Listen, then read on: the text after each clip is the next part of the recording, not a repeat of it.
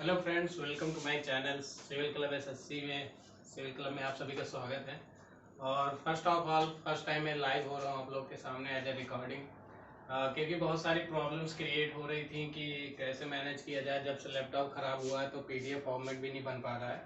तो मैंने सोचा कि जब हम रिवीजन कर ही रहे हैं तो क्यों ना अच्छा ये वीडियो अभी डेमो एज ए वीडियो, तो मैंने कुछ क्वेश्चन आपके पेपर फर्स्ट के रख दिए हैं। ऐसा ना हो कि मैं आऊँगा ज्ञान दे के चला जाऊँ, आपको कुछ मिले ना। तो मैंने कुछ क्वेश्चन ऐड किए, उसके बारे में हम अभी डिस्कशन करेंगे।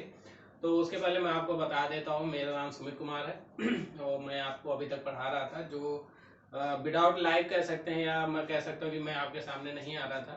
मगर अब क्या है कि बोर्ड अवेलेबल हो गया है, कुछ चीज़ें स्टेब्लिश कर दी गई हैं। तो हम सोच रहे हैं कि अब चीज़ों को इंटरेक्शन के साथ पढ़ें तो चीज़ें अच्छे से समझ में आएगी। हम लोगों ने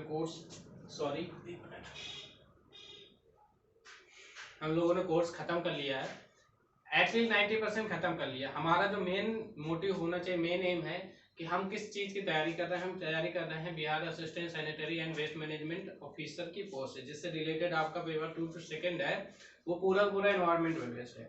तो मैं चाह रहा हूँ कि पहले मैं रिवीजन में आपका लिक्विड, सॉलिड, हैजार्डस, ई वेस्ट, जितने प्रकार के वेस्ट है उसका मैं क्या करूँगा, एक रिवीजन कराता हूँ, जिसमें मैं शॉर्ट में आपको पूरी चीज़ें समझाऊंगा, जिससे आपके क्या हो जाएंगे, जितने डाउट्स होंगे वो क्लियर होते जाएंगे और साथ ही साथ आप चीज़ों को अंडरस्टूड करते जाएंगे। और मैं यहाँ पे डायग्राम फॉर्म में बताऊंगा, मतलब स्टेप वाइज स्टेप की, इसके बाद ये हुआ, इसके इतने टाइप होते हैं। तो ऐसा कुछ हमारा सीन रहेगा। तो हम लोग रिवीजन इसी के माध्यम से करने वाले हैं। तो चलिए अब स्टार्ट करते हैं। कुछ क्वेश्चन की बात है और साथ ही साथ देखिए, मैं आपको टेस्ट सीरीज जो मैंने आपको स्टार्ट की है उसको मैं ऑलरेडी बना रहा हूँ बाय हैंड रिटन, तो उसको भी डिस्कस करते जाएंगे और साथ ही साथ चीज़ों को आगे बढ़ते जाएंगे। आप लोग को देखिए एग्जाम के लिए परेशान नहीं, क्योंकि ये बिहार है, बिहार में चीज़ें, मैं ये नहीं बोल रहा बिहार से, हर स्टेट में ही यही है कि आप एग्जाम देने की डेट हमेशा डिले होती रहती है। जैसे अभी आपने देखा होगा लेखपाल का 19 जून को पेपर हो रहा था, वो भी डिले हो गया, 24 जुलाई को हो गया। तो आप लोग अपनी तैयारी को कम मत करिए। मैं खुद ही बहुत सारे एग्जामों की तैयारी कर रहा हूँ, तो ये सोच के थोड़ा ना कर रहा हूँ कि एग्जाम डिले हो रहा है तो तैयारी बंद कर दी। तैयारी हमें और ज़्यादा अच्छे से करनी है, क्योंकि ये ऐसे पोस्ट हैं जो बिना इंटरव्यू के, बिना किसी नेगेटिव मार्किंग के, हमें बस सीमित चीज़ें पढ़नी है। और जो करंट फर्स्ट है वो तो दुनिया पढ़ ही रही है ना हर प्रकार से, हमें बस उनमें से वो करंट छांटनी है जो हमारे पॉइंट ऑफ व्यू से हमारे एग्जाम के लिए इंपॉर्टेंट हो सकती है। ठीक है, चलिए पहले कुछ क्वेश्चन का डिस्कशन कर लेते हैं, उसके बाद हम फिर आगे डिस्कस करेंगे चीज़ें के बारे में। तो ये थोड़ा बिहार से रिलेटेड, आई होप आपको लग रहा होगा ऊपर की चीज़ें नहीं दिख रही हैं, कोई मतलब नहीं है, उसमें लिखा बिहार करंट अफेयर। तो जो पहला क्वेश्चन हम लोग डिस्कस करने जा रहे हैं, आई होप फर्स्ट वीडियो है मेरी, तो हो सकता है कि आपको क्वेश्चन दिख रहा हो या मैं ही दिख रहा हूँ, क्वेश्चन नहीं दिख रहा हो। तो चीज़ें मैनेज होंगी, धीरे धीरे हम सीखेंगे और चीज़ों को मेंटेन करेंगे। तो पहला क्वेश्चन क्या है कि विकेंद्रीकृत बायोडीजल वेस्ट इंसिनरेटर। मैंने आपको बताया था, जब मैंने आपको टॉपिक पढ़ाया था तो इंसिनरेटर के बारे में पढ़ाया था। ये इंसिनरेटर जो टॉपिक है आपका, ये इंसिनरेशन से ही आता है। इंसिनरेशन के जो मैंने आपको क्वेश्चन कराए हैं उसमें आपने पढ़ा होगा इंसिनरेशन का मतलब क्या होता है, भस्मीकरण। ठीक है, जैसे मैंने आपको एक टॉपिक बताया था कि लैंड डिस्पोजल, मतलब डिस्पोजल करने के कितने मेथड होते हैं, मैंने अभी आपको क्वेश्चन में पूछा था इवनिंग में। तो मैंने आपको बताया था कि डिस्पोजल के 2 मेथड होता है, एक लैंड डिस्पोजल, लैंड फिल होता है, दूसरा आप लोग ने लिखा था इंसिनरेशन। ठीक है, एक क्वेश्चन किया था हम लोगों ने, ये 2 मेथड होते हैं। तो उसी से रिलेटेड आपके बिहार में incinerator biomedical waste engineer incinerator खोला गया है, स्थापित किया गया है, जो कहाँ किया गया, आपके बिहार के बक्सर जिले में। कहाँ पे किया गया, बिहार के बक्सर जिले में किया गया। और किसके तहत किया गया है, वेस्ट टू वेल्थ मिशन। अगर इंग्लिश वाले हैं तो मैं लिख देता हूँ वेस्ट टू वेल्थ मिशन। ठीक है, वेस्ट टू वेल्थ मिशन के तहत ये प्रोग्राम आयोजित किया गया था। ठीक है, ये किस मिशन के अंतर्गत आता है, तो ये जो पीएम प्रधानमंत्री के विज्ञान और प्रौद्योगिकी और नवाचार परिषद के 90 मिशनों में से ये एक मिशन है। ठीक है, तो ये इतना इसके बारे में जानकारी हासिल करना क्यों, क्योंकि ये हमारे लिए इसलिए इम्पोर्टेंट हो जाता है क्योंकि हम जो टॉपिक कवर कर रहे हैं वेस्ट मैनेजमेंट, उसी से रिलेटेड ही हमारा ये टॉपिक है जो इंसिनरेटर पे बेस्ड है। ठीक है, तो इंसिनरेटर से मैं आपको बता चुका भस्मीकरण क्या होता है, जिसमें हम लोग क्या करते हैं, जब हम वेस्ट को कलेक्ट करके पूरा ट्रीटमेंट कर लेते हैं और जब हम उसको डिस्ट्रीब्यूट कर काम टाइम आता है या लाइन फिलिंग का टाइम आता है, तो क्या करते हैं, हमारे कुछ ऐसे वेस्ट होते हैं जिसे हम लाइन फिल नहीं कर सकते, तो हम उसे क्या करते हैं, भस्मीकरण का यूज करके उसे भस्म कर देते हैं। जैसे आपके प्लास्टिक वगैरह होती है, जो आपकी थर्मोप्लास्टिक वगैरह होती है, पाइप्स वगैरह होते हैं जिन्हें हम क्या करते हैं, इंसिनरेट करके उसे या रिसाइकिल करके हम लोग चेंज कर लेते हैं। ठीक है, चलिए दूसरा क्वेश्चन क्या है। दूसरा क्वेश्चन है, पटना में प्रदूषण को रोकने के लिए बिहार सरकार द्वारा नियोजित पेड़ों की घनी छतरी कहाँ पे, किस नदी में बनाई गई है? ये गंगा नदी में बनाई गई है, घनी छतरी बनाई गई है, जिसमें क्या होगा, वहां पे बहुत सारे पेड़ों को लगाया जाएगा एक साथ। वो पेड़ एक प्रकार से क्या करेंगे, छतरी का काम करेंगे और हमारे गंगा नदी को क्या करेंगे, प्रदूषण से बचाएंगे। ठीक है, ऑक्सीजन को बढ़ाएंगे। उसके बाद नेक्स्ट क्वेश्चन की बात करते हैं, महाबोधि महाविहार मंदिर। ये अभी आपके करंट में काफी चर्चित में रहा था, क्योंकि यहाँ पे क्या हुआ था, एक महामारी फैल गई थी। उस महामारी के कारण ये क्या हो गया था, बंद हो गया था। फिलहाल अभी इसे 10 अप्रैल से इसे दोबारा ओपन कर दिया गया है। तो ये क्वेश्चन भी आपके एग्जाम पॉइंट ऑफ व्यू, जो कि आपका बेस्ड है करंट अफेयर जनरल अवेयरनेस से, तो ये आ सकता है एग्जाम में, महाबोधि मंदिर। तो देखिए क्वेश्चन पुट अप करने का उसका तरीका क्या हो सकता है। हो सकता है कि महाबोधि महाविहार मंदिर पूछ ले कि बिहार के किस जिले में, आपको आंसर देना है सर गया जिले में। हो सकता है इसे अभी कब ओपन किया गया, तो 10 अप्रैल को ओपन किया गया 2022। उसके बाद अगर मैं उसके इतिहास की बात करूं तो इस जो महाबोधि महाविहार मंदिर, आप यहाँ पे एक वर्ड बार बार देख रहे होंगे, बोधि, महाबोधि। तो आपने देखा होगा कि जो ये किससे रिलेटेड है, ये गौतम बुद्ध से। आई होप नीचे नहीं दिख रहा होगा, मैं थोड़ा ऊपर इसको इरेज कर रहा हूँ, यहाँ पे मैं लिख रहा हूँ। जो आपकी ये है, ये गौतम बुद्ध से रिलेटेड है। ठीक है, गौतम बुद्ध जब आपके खत्म हो गए थे, या उन्होंने जब समाधि ले ली थी, विलीन हो गया था जब अपने समाधि में, तो उसके बाद बोधि आए, महात्मा बोधि, जिन्होंने आगे उसको गौतम बुद्ध या बुद्ध धर्म को क्या किया, आगे संचालित किया, चीन, इंडोनेशिया, जो आसपास के जो एरिया थे उस सब रसिया वगैरह में फैलाया। ठीक है, तो महाबोधि आपके गौतम से रिलेटेड मंदिर है। कहाँ पे है, बिहार में है। बिहार के किस जिले में है, गया में है। साथ ही साथ अगर इसके इतिहास की बात करें तो इसे जो मूल रूप से बनाया गया था, ये मौर्य वंश के राजा अशोक द्वारा बनाया गया था। मगर अशोक के बाद इन्हें पुनर्निर्माणित किसने किया था, गुप्त काल के शासकों द्वारा इसे पुनर्निर्माणित किया गया था। ठीक है, ये इसमें आपका टॉपिक रहता है जिसे आपको लर्न रखना है। देखिए मैं चाहता तो मैं आपको 25 क्वेश्चन भी लिख देता छोटे छोटे करके। देखो मेन मोटिव ये होता है कि, चलिए इस टॉपिक में मैं बाद में बात करूंगा, कि हम बहुत कुछ है पढ़ने के लिए, यूट्यूब से और अदर सभी जगह बहुत सारी है चीजें पढ़ने के लिए, हम नोट्स भी बना लेते हैं, मगर बात फर्स्ट इस बात से जाते हैं कि हमें याद क्यों नहीं हो रहा, हम याद कर नहीं पा रहे हैं। हमें बार लिखा तो सब कुछ है, मगर हम जब एग्जाम में जाते हैं तो हमें 30% 40% रेयरली याद रहता है चीजें। ठीक है, तो उसके बारे में डिस्कशन करेंगे बाद में।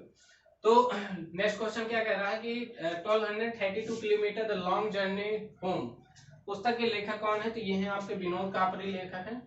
पहली बार मैंने अभी क्वेश्चन आंसर लिख दिए क्योंकि मेरा पहला वीडियो है, तो मैं नहीं चाह रहा था कि आपको कोई गलत इन्फॉर्मेशन मैं प्रोवाइड करूँ, इसलिए क्वेश्चन के साथ साथ मैं आंसर भी प्रोवाइड कर रहा हूँ। धीरे धीरे जैसे हैबिट डेवलप होगी तो मैं आपसे ऐसे क्वेश्चन पूछूंगा, फिर मैं आपको सोल्यूशन बताया करूंगा, उसमें साथ में 2-3 चीजें मैं बताऊंगा।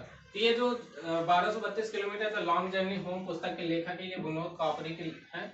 इन्होंने क्या किया था, 7 दिन और रात क्या किया था, साइकिल के द्वारा इन्होंने ट्रैवल यात्रा की थी। किसके दौरान, कोविड-19 के दौरान, जो महामारी चल रही थी कोविड-19। अच्छा, कोविड-19 से एक क्वेश्चन और आता है, कभी कभी पूछ लेता है कि अपने इंडिया में कोविड-19 के तहत कितने टीके अभी तक को मंजूरी दे दी गई है, तो ये 8 टीके हैं बेटा।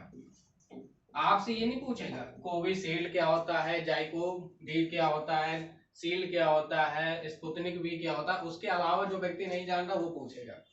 तो मैं नेक्स्ट वीडियो में अभी आगे आपको बता दूंगा ये 8 कौन कौन से टीके होते हैं। तो हो सकता है कोई ऐसा टीका पूछ ले जो आपने पढ़ा ना, मगर उसको मान्यता मिली हो। ठीक है, उसके बाद नेक्स्ट क्वेश्चन है, तो नेक्स्ट क्वेश्चन में मैंने कुछ तूफान से रिलेटेड क्वेश्चन ऐड कर दिए।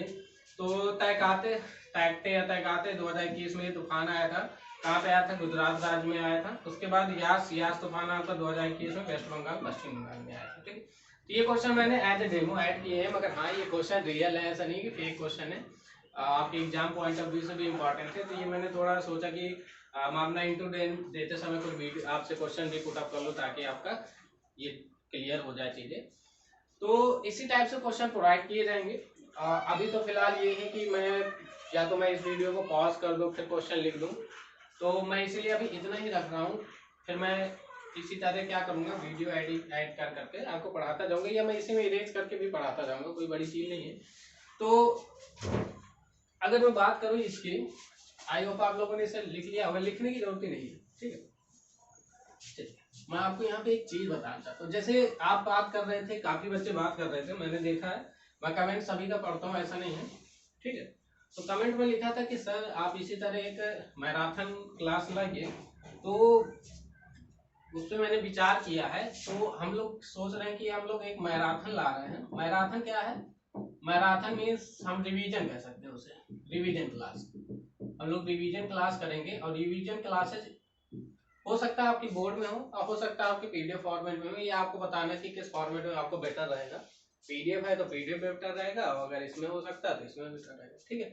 तो रिवीजन क्लासेस करेंगे, और साथ ही साथ मैं आपके लिए पेपर बना ही रहा हूँ, मतलब टेस्ट सीरीज बना ही रहा हूँ। इस टेस्ट सीरीज को मैं आपको बना के प्रोवाइड करा ही रहा हूँ, paper first and paper second का। थोड़ा टाइम इसलिए लग रहा है कि खुद हैंड रिटन लिखना पड़ रहा है, कोई मेरे पास दूसरा मतलब दूसरा सपोर्टर भी नहीं है कि जिससे मैं कह दूं कि आप लिख दीजिए, मैं चीज़ों को समझा दूंगा। सब चीज़ें सेल्फ से करनी पड़ रही हैं, इसलिए थोड़ा टाइम भी लग रहा है, क्योंकि मैं तैयारी भी करता हूँ। तो कैसे मैनेज करता हूँ आप सब लोग जानते होंगे, कि आप सब लोग मेरी नियरली एज के होंगे, बहुत सारे होंगे जो मुझसे भी बड़े होंगे, ठीक है। तो ये चीज़ है। अच्छा, रिवीजन का पैटर्न क्या होता है? रिवीजन बहुत शॉर्ट तरीके से करना है हमें, ठीक है। रिवीजन की बात करें हम लोग, तो रिवीजन हमें बहुत ही शॉर्ट तरीके से इफेक्टिव करना है। जैसे मैं अभी भी आपसे क्वेश्चन पूछ लूँ कि how many types of the solid waste in waste manage, ठीक है। कितने प्रकार के सॉलिड वेस्ट होते हैं? तो आप बोलते हैं sir solid waste are generally two types, solid and liquid waste. और जो आपके हैजार्डस वेस्ट, ई वेस्ट, ये सब अलग प्रॉपर्टीज हो जाती हैं, ठीक है। फिर सॉलिड वेस्ट किस टाइप से होता है? Which is form in solid, that is called the solid waste, and which is form in the liquid, it is called the liquid waste. Okay, solid waste में आपका क्या आ जाता है? जो आपका कचरा वगैरह होता है जिसमें लिक्विड नहीं होता, वो सब सॉलिड वेस्ट हो जाते हैं। तो जब रिवीजन की बात आएगी, कि रिवीजन जितना भी मैंने टॉपिक आपको कंप्लीट करा दिया है, जितना भी टॉपिक मैंने कंप्लीट करा दिया, उसी पे एक रिवीजन बैचेस रहेगा, और वो रिवीजन एज अ मैराथन रहेगा। हो सकता है वो आपका मैराथन क्लासेस हो सकती है आपके पीडीएफ फॉर्मेट में, मगर आपको बस लर्न करना है, ठीक है। आपके पास 125 क्वेश्चन होंगे दोनों में, 125 क्वेश्चंस। ये मैं 100 गारंटी मानता हूँ कि इसमें 100 क्वेश्चन में आपके श्योर फंसा दूंगा। क्योंकि यार इन्वायरमेंट में कहाँ से क्या पूछ लेगा, पोल्यूशन कंट्रोल से क्या पूछ लेगा, करंट से पूछेगा, तो इस पेपर में कवर होगा। हम ईवीएस के मोस्टली टॉपिक कवर चुके, हम बस चीज़ों को अब जनरलाइज कर रहे हैं। जो इस समय इवेंट हो रहे हैं, जो नए नए आपके वेस्ट मैनेजमेंट से रिलेटेड जो हर स्टेट में नई नई सुविधाएं हो रही है, सरकार नए नए चीज़ों को जो दे रही है, उसके बारे में हम और ऐड करेंगे। और उसके साथ ही साथ हमारा जो ये 125 का है, जिससे जीएस बोला है, जनरल अवेयरनेस, इसमें डेली इवेंट आ रहा है। तो ये तो आप लोग बेटा पढ़ ही रहे होंगे डेली इवेंट में, कुछ क्वेश्चन जो इंपॉर्टेंट होते हैं वो मैं कराता जा रहा हूँ, ठीक है। घबराने की बात नहीं है, एग्जाम वैसे भी अभी नहीं आ रहा है, हो सकता है जुलाई में आए, जुलाई लास्ट तक में भी, अभी कोई कंफर्म नहीं है इस बारे में। तो आप लोग परेशान न होइए। देखिए टेस्ट है, पेपर तो ठीक है, मगर आप चीज़ों को रिवीजन भी करते जाइए साथ में। मैं आपको यहाँ पर रिवीजन कराता जाऊँगा, जिससे आपको बेनिफिट रहेगा चीज़ों को समझने में और अंडरस्टैंडिंग होने में, ठीक है।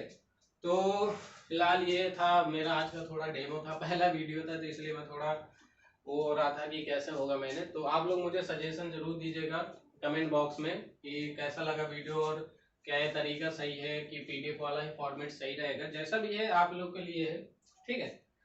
मैं नहीं चाहता, मेरा बस एक उद्देश्य है कि जिस स्टेट की वैकेंसी निकलती है ना, ज़्यादातर हक उस स्टेट में होना चाहिए। अगर बिहार स्टेट से वैकेंसी निकली है तो हम बिहार के हैं, तो हमारा नंबर आना चाहिए सीट में, बस बात है, ठीक है। तो इसके लिए हमें ना अदर स्टेट से ज़्यादा मेहनत करनी पड़ेगी, वो हम करेंगे, ठीक है। और दूसरी बात, मैं बिहार बात की बात नहीं कर रहा, आप किसी भी स्टेट से, कोई मैटर नहीं करता, मगर ये होता है ना कि अपने घर की नौकरी अपने घर में मिल जाती है, अपने घर में तो बहुत अच्छा लगता है, ठीक है। तो ये चीज़ है, उससे कोई मैटर नहीं करता कि आप कहाँ के हैं, आपको बस मेहनत करनी है, ठीक है। मेहनत करेंगे मिलेगी, मगर मेहनत इतनी करने से नहीं मिलेगी, जब हम दूसरों से ज़्यादा मेहनत करेंगे तभी हमें चीज़ें मिलेंगी अच्छे से, ठीक है। जैसे मैं एक सिंपल सी बात कर दूँ, काफ़ी बच्चे मुझसे पूछते हैं कि सर कैसे पढ़ाई करें, हम लोग नोट्स बना लेते हैं मगर समझ में नहीं आता, जब हम पढ़ रहे होते हैं तो मन नहीं लगता। तो इसका बेस्ट ऑप्शन है, जब हम 1 घंटे पढ़ते हैं ना, हम जैसे पढ़ ही रहे होते हैं और पढ़ते पढ़ते हमें लगता है, अंदर से इच्छा आती है कि यार आज बहुत पढ़ लिया, आज बहुत पढ़ लिया, अब इच्छा नहीं हो रही, तो समझ लीजिए वही एक ऐसा पीक पॉइंट है जिसमें आपको अपने मन को मनाना कि नहीं, इतना तो दुनिया पढ़ रही है, इतना तो दुनिया पढ़ रही है, जितना आपने अभी तक पढ़ा है सुबह से शाम, इतना तो दुनिया पढ़ रही है, तो फिर ज़्यादा कहाँ हुआ, हमारा सिलेक्शन कैसे होगा जब हम ज़्यादा नहीं पढ़। उसी तरह ठान लेना नहीं अभी आधा घंटा और पढ़ेंगे, आधा घंटा और पढ़ेंगे, दूसरों से आधा घंटा और आगे निकल जाएंगे। तो यही हैबिट हम बार बार डेवलप करेंगे, धीरे धीरे आधा घंटा, 1 घंटा, 1.5 घंटा, 2 घंटा, फिर चीज़ इसी तरह कंटिन्यू होती जाती हैं, तो हम लोग अच्छे से तैयारी करते जाते हैं। ठीक है, और साथ ही साथ सीजीएल वाला मैंने कहा था कि जून में स्टार्ट करेंगे, मगर हो सकता है आप लोग सोचो कि सर ने ऐसे ही कह दिया। तो देखिए फिर मैं थोड़ा सोच रहा था कि आपको बताऊं कि मैं कैसे पढ़ाऊंगा। जैसे मैं एक छोटा सा ही टॉपिक ले लेता हूँ, टॉपिक अच्छा है आप लोग के लिए इम्पोर्टेंट। जैसे मैंने सपोर्ट दैट हिस्ट्री ले लिया, क्या ले लिया मैंने, सपोर्ट दैट मैंने हिस्ट्री ले लिया। ठीक है, मैं नहीं जानता कि जो मैं बताने जा रहा हूँ आप लोग को याद है कि नहीं याद है, मगर हो सकता है कि आप लोग को याद हो जाए। ठीक है, जैसे मैं हिस्ट्री में सिंपल सा ले लेता हूँ 1857 की क्रांति। अगर मैं 1857 की क्रांति ले लेता हूँ तो इसके जो आपके सामाजिक कारण थे, सामाजिक और धार्मिक कारण,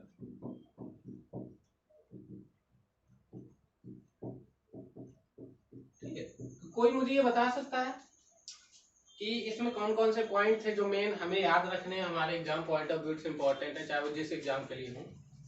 तो आपको याद होगा सन 1829, सन 1829 एक बहुत बड़ी चीज का अंत किया गया था जिसका नाम था कि आपका सती प्रथा, सती प्रथा। कोई मुझे ये बता सकता है ये किसके किसके द्वारा इसे समाप्त किया गया था, सती प्रथा खत्म की गई थी। ठीक है, किसके किसके द्वारा किया गया था, कौन से ऐसे 2 व्यक्ति थे जिन्होंने इस प्रथा को खत्म किया था, कोई जानता? इसके 2 व्यक्ति थे, पहला था राजा राम मोहन राय और second one is Lord William Bentinck. ठीक है, तो इन दोनों ने मिलकर ही क्या किया था, सती प्रथा को क्या कर दिया था, समाप्त कर दिया था। अच्छा, ये सती प्रथा होता क्या है ये भी नॉलेज होनी चाहिए। सती प्रथा ये प्रथा होती है कि जैसे कोई पति पत्नी है और अगर पति मर जाता है तो पत्नी को उसी के दहन में, जब दहन होता है उसका, तो उसी के साथ उसको जला दिया जाता था जिंदा, ये कहलाती थी सती प्रथा। ठीक है, तो उसी का अंत करने के लिए, हो सकता है सती ऐसे लिखा हो, कुछ कंफर्म नहीं, यही ठीक है, तो उसका अंत करने के लिए क्यों ही राजा राम मोहन राय इस चीज से जुड़े हैं और कोई नेता क्यों नहीं जुड़ा, क्योंकि इनके साथ ये चीज घटित हुई थी जब इनके जो बड़े भैया थे, बड़े भाई के खत्म होने पे उनके भाभी जी को, इसको भाभी जी को उनके साथ जला रहे थे और राजा राम मोहन राय उनका विरोध कर रहे थे कि भाभी जी को मत जलाइए, उनमें उनका कोई भी दोष नहीं है। तो उससे बहुत ज्यादा प्रभावित होकर वो उसने अपना पूरा जीवन हर प्रकार से जो कुरीतियां चली आ रही हैं, पौराणिक कुरीतियां जो पुराने समय से चली आ रही हैं, उन्हें हटाने के लिए उन्होंने प्रयास किया, उस प्रयास में वो सफल भी हुए। ठीक है, तो उस प्रयास में सफल हुआ, साथ ही साथ सती प्रथा को खत्म किया 1829 में। उसके बाद एक और आता है 1856। कोई मुझे बता सकता है 1856 में क्या हुआ था? तो 1856 में याद होगा आप लोग को, उन्होंने पुनर्विवाह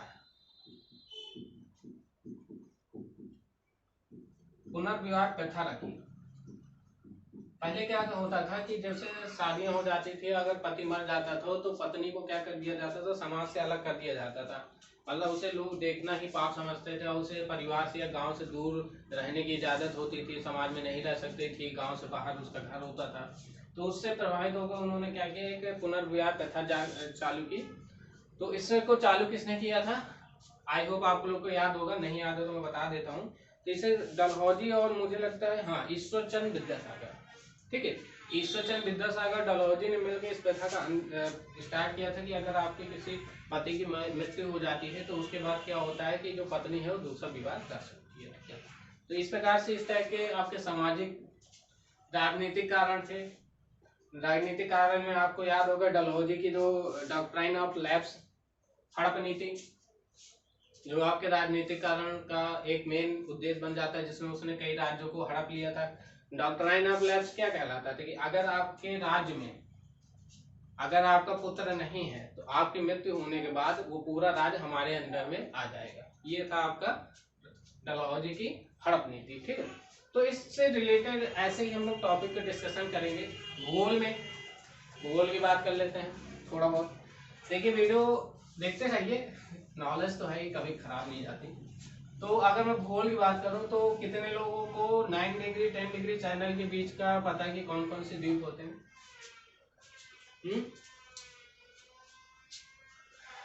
कितने लोग को पता है? तो देखो बहुत ही सिंपल सा फंडा। देखो मैंने क्या बनाया, मैंने बनाया मामिया, मैंने बनाया मियामी, मामिया और कामिनी।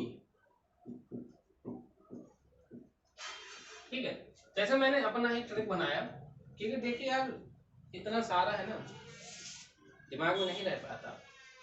हम चीजों को अपने तरीके से थोड़ा ट्रिक बना के पढ़ते हैं, तभी हम चीजें याद हो जाते हैं और वो जीवन भर याद रहती हैं। आप किसी भी एग्जाम में चले जाइए। ठीक है, जैसे मैंने अभी 3 बताए थे, एक मुझे ध्यान नहीं आ रहा। देखिए ट्रिक भी भूल जाती है। तो देखिए जैसे पहले मामिया, माँ से मालदीव, मी से मिनिकॉय और आ से 8। तो 8 डिग्री जो चैनल है वो किन के बीच है आपके?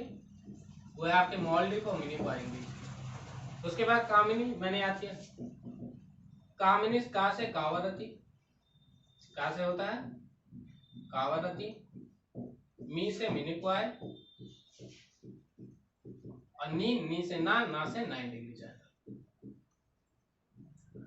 क्या हो गया? 9 डिग्री चैनल। ठीक है, एक और है आपका। तो देखिए अगर मैंने अभी बता दिया तो याद हो गया होगा आपको, अब नहीं भूलेगा जल्दी। मामिया याद कर लो, कामिनी याद कर लो। मामिया माँ से मालदीव, मी से मिनिकॉय, आ से 8। कामिनी कावरती, मी से मिनिकॉय और आ से ना से 9 डिग्री चैनल। ठीक है, हाँ याद आ गया। अंडनदी, अंडनिद, अंडनिद देखिए, अंडनिद, अंड से क्या हो गया? अंडमान निकोबार। ठीक, अंडमान और नी से हो गया निकोबार। अंडमान और निकोबार द्वीप समूह के बीच कौन सा? 10 से 10 डिग्री चैनल है।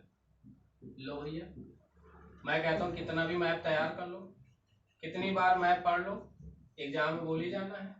इतना कंफ्यूजन है, इतने सारे डिग्री चैनल्स हैं। मैं कहता हूँ आपसे कि ये 3 वर्ड याद रखो, मामिया, कामिनी और अंडनित। अंडनदी पढ़ लो, अंडनित पढ़ लो जैसे। और भला आपको भूलना है 8 डिग्री 9 डिग्री 10 डिग्री चैनल? हो ही नहीं सकता है, सब याद रहेगा। कामिनी सब भूल सकता मगर कामिनी याद रहेगा। ठीक है, गलत मतलब ना समझ जाना, कामिनी ही पढ़ना, कुछ और ना पढ़ने लगना। ठीक है, तो जैसे मामिया मैंने बताया, माँ से मालदीव, मी से मिनिकॉय, आ से 8 डिग्री चैनल। कामिनी का से कावरती, मी से मिनिकॉय, नी से 9 डिग्री चैनल। फिर अंडनित, अंड से अंडमान निकोबार, नी से निकोबार और दा से 10 डिग्री चैनल। ठीक, तो ऐसे करके आप शॉर्ट ट्रिक से पढ़ सकते हैं। ये थोड़ा मेरा भूगोल का, मैं भूगोल इसी टाइप से ही याद करता हूँ चीज़ों को, ज़्यादा से ज़्यादा मैं रिलेट करके। जैसे आपकी दर्रा हो गई, झीलें हो गई, सब कुछ ऐसे ही है। ठीक है, ऐसे ही तैयार हो जाएगा।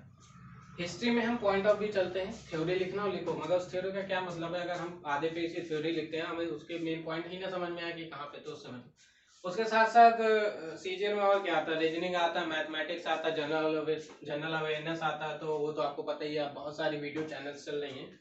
तो आप जनरल अवेयरनेस के लिए मैं कभी नहीं कहूँगा, आप लोग कहीं से भी पढ़ते जाइए, मैं तो पढ़ा ही रहा हूँ। मैं थोड़ा समेट इसलिए देता हूँ कि जो आपके एग्जाम चल रहे हैं उससे रिलेटेड करंट थोड़ा देता हूँ। बाकी जगह तो पूरा ये कंबाइन के पढ़ते रहो। ठीक है, तो वो चीज़ आ जाती है। तो इस प्रकार से हम थोड़ा ज्योग्राफी का पार्ट है, ऐसे करके हम थोड़ा ज्योग्राफी के बारे में डिस्कस करेंगे। ठीक है, ये ज्योग्राफी हो गई आपकी। उसके बाद आ जाती है एसएससी सीजन में अरिथमेटिक होता है, रीजनिंग होता है। अरिथमेटिक रीजनिंग कोई बड़ा इशू नहीं, सिंपल है, आराम से हो जाता है। रीजनिंग मैथमेटिक्स वही है, हमें तो 4 ऑप्शन में सही टिक करना है ना। हमें तो उन 4 ऑप्शंस में सही टिक करना है, तो मैथमेटिक्स भी ज़्यादा प्रॉब्लम क्रिएट नहीं करती, हो जाती है आराम से। ठीक है, तो आई होप थोड़ा आपको चीज़ें समझ में आई होगी। हो सकता है वीडियो लंबा हो गया हो, मगर मैं चाहता हूँ इस वीडियो को आप पूरा देखें ताकि आपको चीज़ें समझ में आए कि क्या मेरे पढ़ाने का तरीका आप लोग के समझ में आ रहा है। अगर आ रहा है तो क्या मैं इसी प्रकार से आपके साथ कंटिन्यू कर सकता हूँ। चीज़ें बहुत ही अच्छे से लिखवाऊंगा। अभी जैसे मैंने लिखवा दिया, इसका मतलब ये नहीं कि मैं ऐसे लिखवाऊंगा, मैं पहले लिखवाऊंगा फिर साथ में आपको ये बताता भी चलूँगा।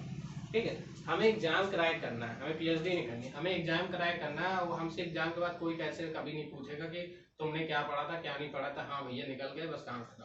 ठीक है, इसके लिए इतना ही, आज के लिए इतना ही। वीडियो कैसी लगी बताइएगा, सब्सक्राइब कर लीजिएगा अगर बेनिफिट है, लाइक कर दिया करिए, और कुछ नहीं चाहिए। ठीक है, थैंक यू। तो आज की वीडियो यहीं तक रहती है।